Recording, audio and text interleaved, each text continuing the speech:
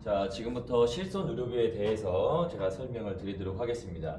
자, 현재 판매되고 있는 실손을 4세대 실손이라고 하는데, 자, 개인 실손이 있고요. 그 다음에 어르신들이 가입하는 노후 실손이 있고, 그 다음에 과거에 병력이 있는 유병력자들이 가입하는 실손이 있습니다. 개인 실손은 건강한 사람들이 가입하는 실손이기 때문에 5년 동안 사용할 수가 있습니다. 즉 재가입을 5년 후에 다시 한다는 거고, 노후 실손과 유병력자 실손은 3년마다 변화가 있을 수 있기 때문에 재가입이 모두 3년씩입니다. 자, 그러면 모든 실손은 갱신을 하게 되어 있는데, 갱신은 모두 1년마다 갱신을 합니다. 갱신은 1년마다. 그러면 개인 실손은 갱신을 5번을 하는 거겠고요. 노후 실손과 유병력자 실손은 3번씩 하는 겁니다. 자, 문제가 어떻게 나오냐? 개인 실손, 노후 실손, 유병력 실손 모두 3년마다 재가입한다? 그건 틀린 말이겠죠. 대신 모두 1년마다 갱신한다? 이 말은 맞는 거겠죠. 네. 그 다음에 이제 개인 실손에 관련해서 문제가 많이 나오는데, 우리가 병원에 갔을 때 급여 치료라는 것이 있고, 그 다음에 비급여라는 것이 있습니다. 급여는 병원비가 싼 걸 말하는 거예요. 싼 치료를 말하는 거고, 비급여는 MRI처럼 비싼 치료를 비급여라고 하는 거죠. 급여 처리가 안 되는 거죠. 자, 그러면 보험에는 기본형이 있고, 그 다음에 특약, 선택사항인 특약이 있습니다. 자, 기본형에서는 급여를 해주고 특약에서는 비급여를 해주는 거죠. 자, 기본형에는 그러면 지금 현재 4세대 개인 실손의 구조, 보장 종목은 어떻게 되어 있느냐? 기본형에서는 자, 상해 실손하고 상해 급여하고 그리고 질병 급여를 해줍니다. 자, 그러면 상해 급여, 질병 급여가 있으면 비급여도 세트가 있겠죠? 그래서 상해 비급여, 그 다음에 질병 비급여가 있습니다. 자, 그러면 상해 급여, 질병 급여인 기본형을 가입하면 상해 비급여, 질병 비급여인 특약을 선택할 수 있는 거고, 이걸 가입하면 추가적으로 3대 비급여를 가입할 수가 있는데, 3대 비급여에는 뭐가 있냐? 첫 번째, 비급여, 도수치료, 체외 충격치료, 그 다음에 증식치료라는 것이 있습니다.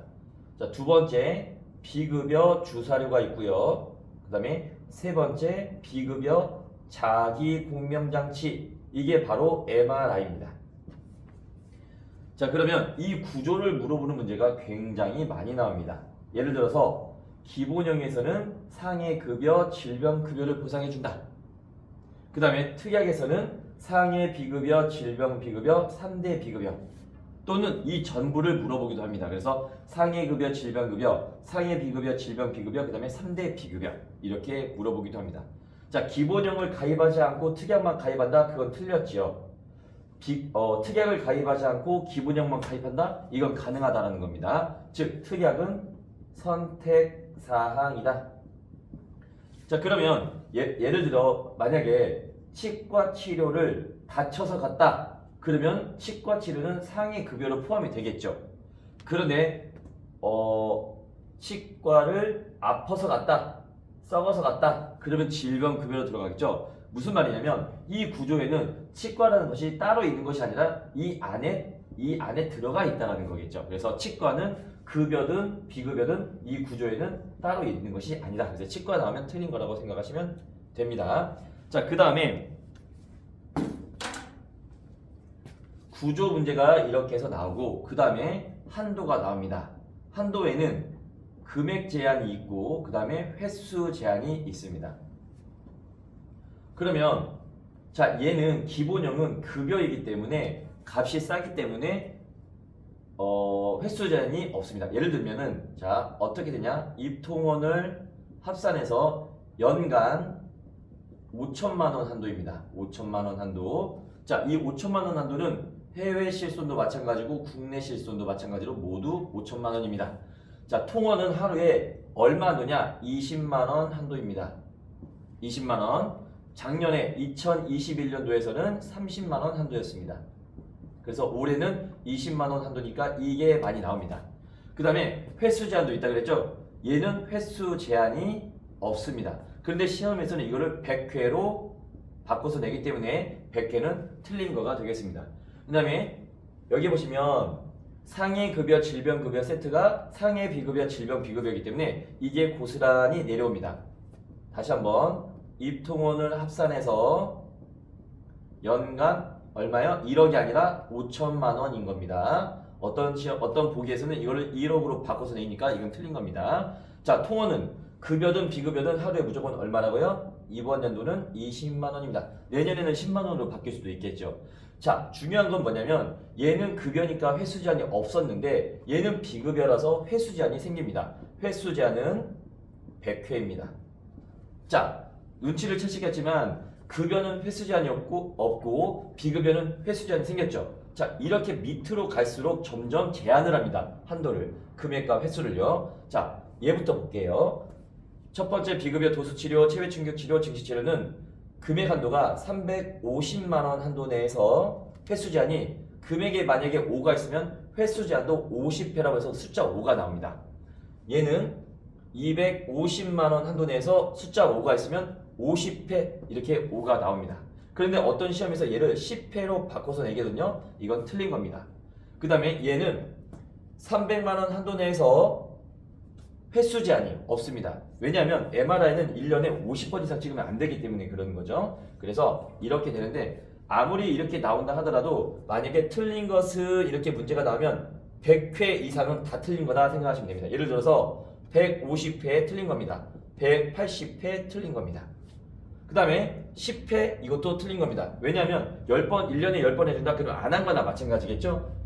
조심하실 건 여기에 50회는 처음에 10번 그 다음에 이 사람의 병증이 개선된다. 아, 치료가 잘 된다라고 하면 추가적으로 10회를 더해줍니다. 또 10회를 더해줘서 다 해서 50회이기 때문에 10회씩 50회 한다. 이거는 맞는 말인 거고 250만 원 한도 내에서 10회 한다. 이거는 틀렸다는 거죠. 그래서 100회 이상은 다 틀린 거고 10회도 틀린 거다. 이렇게 간단하게 정리하시면 문제 푸는데 어렵지 않으실 겁니다. 그 다음에 마지막으로 공제금액이라는 말이 나옵니다. 이거는 10만 원을 청구를 했을 때 10만 원을 다 주는 것이 아니라 자기 부담금 내가 얼마를 부담하고 나머지를 보험회사가 돌려주는 건데 여기에서는 글자 수가 중요합니다. 이 글자 수는 바로 이 급여와 비급여입니다. 여기는 급여니까 숫자가 하나 두 글자니까 숫자 2가 나와야 되지 절대 3이 나오면 안 됩니다. 이 밑에는 비급여죠. 비급여이기 때문에 글자 수가 3이라서 여기서는 1과 2가 나오면 안 됩니다. 자, 예를 들면 급여 치료인데 입원을 했다라고 하면 20%가 본인 부담이고 나머지 80%를 보험회사에서 주겠다 이겁니다. 가로치는 문제도 나옵니다. 그 다음에 만약에 통원 치료를 했다, 급여 치료 통원을 했다, 그러면 20%와 어떤 걸 비교하냐면 작은 병원을 갔다 왔다. 예를 들어서 보건소, 그 다음에 의원을 갔다 왔다. 그러면 1만 원을 뺍니다. 20%와 만 원을 비교해서 큰 금액을 빼는 거고 만약에 큰 병원을 갔다 왔다. 예를 들어서 종합병원 또는 상급 종합병원. 자, 크죠? 이때는 2만 원을 빼는 겁니다. 그래서 20%와 2만 원을 비교해서 큰 금액을 빼는데 여기 급여에는 어찌됐든 3이 나오면 안 된다는 거죠. 왜요? 급여라는 글자가 몇 글자니까? 두 글자니까. 자, 그럼 비급여에는 작은 병원이든 큰 병원이든 입원이든 통원이든 상관없이 무조건 30%를 본인 부담한다. 그 다음에 3만 원을 뺀다. 이렇게 숫자 3이 나와야 된다는 것만 기억하시면 됩니다. 여기서 많이 나오는 거 다시 한번 체크해 드릴게요. 이 4세대 실손의 구조, 상해 급여, 질병 급여, 그 다음에 상해 비급여, 질병 비급여, 3대 비급여지 5대 비급여는 아니다. 이 구조에는 치과라는 것은 들어가 있지 않다. 그 다음에 기본형은 따로 가입할 수 있지만 특약은 따로 가입할 수가 없다. 얘를 가입하지 않고 얘는 가입할 수가 없다. 얘는 선택사항이니까. 그 다음에 한도에는 금액과 횟수 제한이 있는데 100회 이상은 다 틀린 거다. 100회 틀린 거다. 그 다음에 180회 틀린 거고 10회도 틀린 거다 라고 보시면 됩니다. 금액 제한에 5가 있으면 5이고요. 자, 또 많이 나오는 게 통원 치료는 무조건 20만 원 한도다. 통원 치료는 무조건 20만 원 한도이다. 이거 잘 기억하시면 되겠습니다. 그다음에 공제 금액은 글자 수가 중요하다. 그래서 급여면 두 글자, 숫자 1과 2가 나와야 되는 거지 3이 나오면 안 된다라는 게 주로 많이 나오는 내용이 되겠습니다. 자, 그 다음에요. 자, 실손의료비가 보험 기간이 이 날짜에 종료가 됐습니다. 그러면 이 날짜에 맞춰서 입원 치료가 만약에 끝나면 좋을 텐데 끝나지 않고 계속해서 입원을 한다. 그러면 보험 기간이 끝났으니까 보험 처리를 안 해준다. 자, 그렇게 매정하게 끊지 않고요. 180일까지는 보상 처리를 해줍니다. 보험 기간이 종료된 날로부터 180일까지는 보상을 해준다. 가로치는 문제가 나옵니다. 마찬가지로 통원 치료도 마찬가지로 바로 이날 끝났다고 해서 끝내는 것이 아니라 180일 한도 내에서 90회 이렇게 해서 180에 90 이렇게 가로치는 문제가 나옵니다. 그 다음에 상급 병실료에 대한 것도 문제가 나옵니다. 자, 상급 병실료는 보상을 해주는데 하루에 얼마 한도냐면 10만 원 한도입니다. 10만 원을 준다는 게 아니라 10만 원 한도에서 준다는 말인데 50%와 10만 원을 비교합니다. 이 가르치는 문제가 나옵니다. 예를 들어 일반 병실이 하루에 3만 원이고 특실이 20만 원이면 20만 원에서 3만 원을 빼면 17만 원이죠. 여기에 50%인 8만 5천 원과 그 다음에 10만 원을 비교해서 낮은 금액이 뭐겠습니까? 8만 5천 원이죠. 이걸 주겠다는 말인 겁니다. 반대로 특실이 만약에 30만 원이다 하루에 그러면 3만 원에서 3만 원을 빼면 27만 원이죠. 여기에 50%가 얼마다? 13만 5천 원이겠죠. 그러면 여기하고 13만 5천 원하고 10만 원을 비교해서 낮은 금액을 주겠다. 이때는 10만 원을 주겠죠. 이렇게 계산 문제는 나오지 않습니다. 50%와 10만 원을 비교한다. 가로치는 문제가 나옵니다. 자, 정리를 하면 보험기간이 종료됐다 하더라도 계속적인 입원에 대해서는 180일까지는 보상을 처리해주고 통원치료도 마찬가지로 보험기간이 종료됐다 하더라도 계속적인 통원에 대해서는 180일 내에서 가로치는 90회까지 해준다. 그 다음에 상급병치료는 50%와 10만 원을 비교한다. 가로치는 문제가 나오겠습니다. 다시 여기로 와볼게요. 만약에 4세대 실손을 전환한 사람이 다시 예전으로 3세대로 철회하고 싶다. 다시 돌아가고 싶다라면 4세대로 보험 처리를 받은 것이 없어야 됩니다. 몇 개월 동안? 6개월 동안. 즉 4세대 전환 후 6개월 동안 보험금 수령이 없으면 다시 철회할 수 있다. 3세대로 돌아갈 수 있다라는 겁니다. 그 다음에 4세대 실손의 특징 중에 하나가 뭐냐면 자, 직전 1년을 돌아봐서 예를 들어 2022년도에 비급여를 사용량을 본 다음에 2023년도에 보험료를 할증을 시킵니다. 할인을 시키거나 즉 2022년도에 비급여 보험료를 적게 쓰면 2023년도에 보험료가 할인이 되고 2022년도에 비급여 보험료를 많이 썼다. 그러면 2023년도에 비급여 보험료가 올라간다는 겁니다. 즉 이거는 문장을 어떻게 하냐? 비급여에 따라서 비급여 보험료가 할인 또는 할증된다는 것이 문제에 맞는 걸로 나옵니다. 자, 그런데 2022년도에 비급여를 아무리 많이 사용했다 하더라도 할증이 되지 않는 분들이 있어요. 그게 어떤 분들이냐? 장기 요양 등급을 1에서 2등급을 맞으신 분들은 워낙에 많이 아프시고 어쩔 수 없이 비싼 비급여 치료를 받으셔야 하기 때문에 이분들에 대해서는 할증을 매기지 않는다는 겁니다. 그래도 답을 1 다음에 2 이렇게 체크하시면 됩니다. 이렇게 해서 이 개인 실손, 건강 실손에 대해서 총 정리를 했고요. 여기에서 다양한 문제가 나오고 꼭 한번 정리가 필요한 부분이기 때문에 말씀을 드렸습니다. 자, 이제 여기에서 추가적인 몇 가지만 더 설명을 드리도록 할게요. 아까 4세대 실손은 직전 1년을 돌아봐서 다음 해에 보험료를 올리거나 내린다고 했는데요.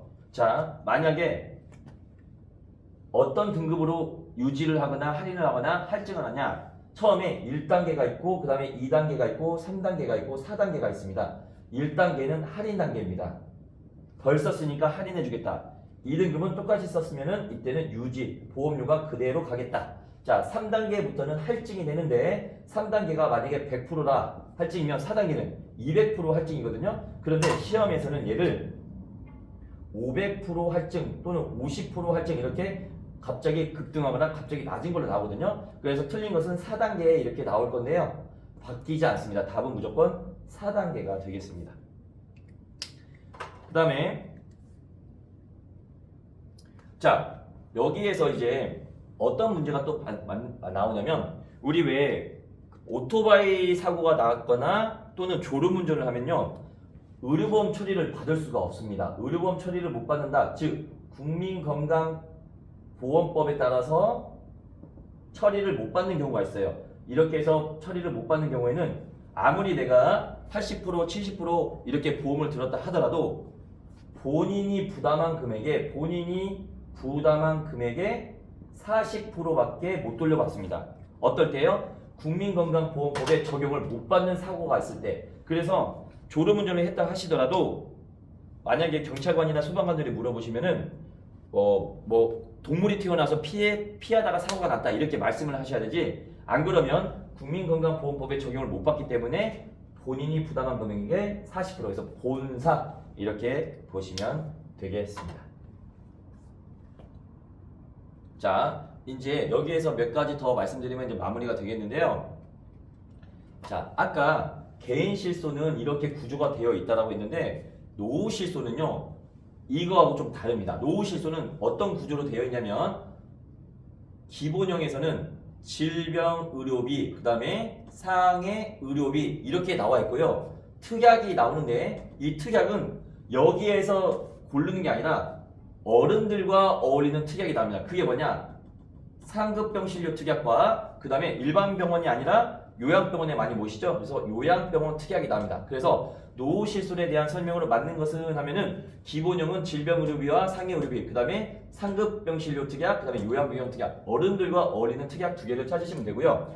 중요한 건 어르신들은 비용이 많이 들어가기 때문에 한도가 5천만 원이 아니라 이 녀석은 1억입니다. 1억. 이거 많이 틀리시면 안 돼요. 그래서 보기가 노후 실손은 1억이다. 그 다음에 노후 실손은 특약이 3개다 이렇게 나오면 틀린 건 뭘까요? 바로 여기가 틀렸죠. 노후 실손의 특약은 몇 개다? 2개라는 겁니다. 그런데 많은 사람들이 1억이 틀렸다라고 해서 이걸 많이 틀리니까 꼭 기억하시면 좋을 것 같습니다. 그 다음에 유병력자 실손은 어떤 문제가 나오냐면 유병력자 실손은 아픈 사람들한테 보험을 가입을 시키는 거라서 그렇게 많이 물어보지 않습니다. 뭐만 물어보냐면 3개월 이내에 뭐가 있었냐? 2년 이내에 뭐가 있었냐? 그 다음에 5년 이내에 뭐가 있었냐? 그래서 3, 2, 5만 물어봅니다. 자, 이게 보면 인삼처럼 보이죠? 그래서 3, 2, 5만 물어본다. 그래서 보기가 만약에 1번, 2번, 3번, 4번에 3, 2, 5, 1이다. 그럼 틀린 건 뭘까요? 바로 1이 틀린 거죠. 근데 보기가 3, 2, 3, 죄송해요. 3, 3, 2, 5, 1번, 2번, 3번, 4번 이렇게 나왔다. 그러면 둘 중에 하나가 틀린 건데 어떤 거에는 이렇게 가려 열고 수면제, 진통제가 나올 겁니다. 자, 이 사람들은 유병력자이기 때문에 수면제와 진통제를 많이 처방을 받죠. 그래서 굳이 물어보지 않고 받아주겠다 이런 겁니다. 그래서 수면제와 진통제는 틀렸다라는 겁니다.